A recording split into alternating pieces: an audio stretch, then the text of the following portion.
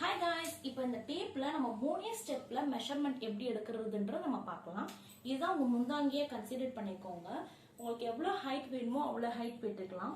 So என்னோட normal height வந்து 5.3 அந்த மாதிரி இருக்கும். ஸோ இதுக்கு ஏற்ற மாதிரி நீங்க இது பண்ணிக்கலாம். எனக்கு வந்து 43 வருது ஹைட்டு.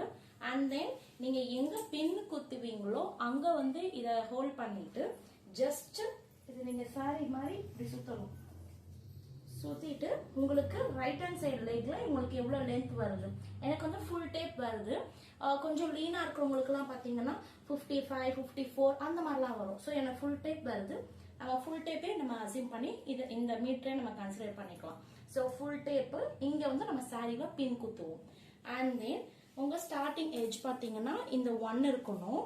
இது வந்து சென்டிமீட்டர்.